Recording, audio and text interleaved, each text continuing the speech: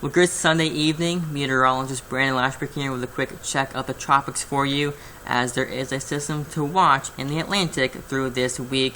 Current names through this year so far have been Alberto, Beryl, Chris, and Debbie. We can cross that name off the list now, as it made Category 1 landfall in the Big Bend of Florida.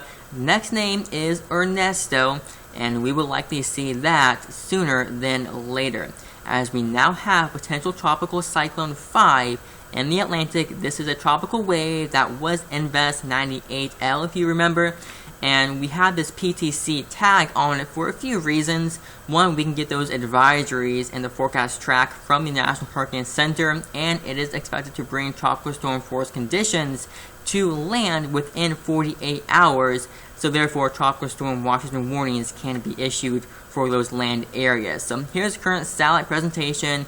No real clear-cut defined center of circulation, which is why it's not a tropical cyclone yet, but it will develop one over the next several days as it generally moves off into the west-northwest. And most of the computer models do agree with that movement toward the Leeward Islands and then curving off to the north. There has been a little bit more increased confidence in that curve to the north as we go toward about later this week. So here is the official forecast track, and does show the tropical storm conditions or storm force strength by the Leeward Islands by Tuesday or so, and then moving toward Puerto Rico as a strengthening tropical storm to a Category 1 storm, and then moving off into the north, making that curve as a strengthening Category 2 storm towards Bermuda by the end of the week. So we have tropical storm watches already in effect for the Leeward Islands, likely more to come over the next several days. So those areas, even Puerto Rico and the Dominican Republic, will need to keep a close eye on the system,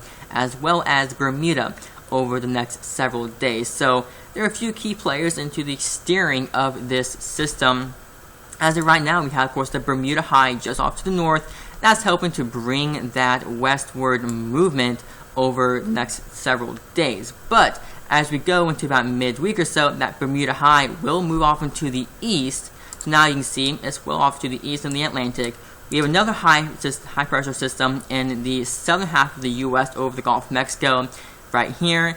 That's going to help block this system from trying to get any more westward. So we're safe here in the Gulf of Mexico, here in Louisiana, northern Gulf Coast. Not expecting any direct impact from this system at all. Also, you notice a trough of lower pressure over the eastern side of the U.S. and the western Atlantic.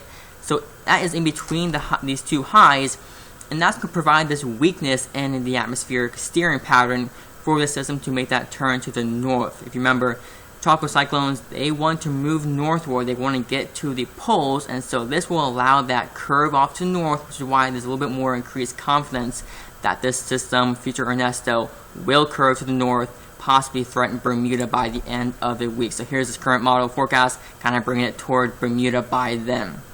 So again, here in Louisiana and Baton Rouge and the Gulf Coast, not going to be expecting any direct impacts from this system, but it is a reminder that it is hurricane season. We are heading toward peak season, and this is where we see the tropical storm and hurricane development in the Atlantic, the Central Atlantic and the Western Atlantic as well. So keep an eye on this for sure as we continue to track the topics for you online and on air at brproud.com.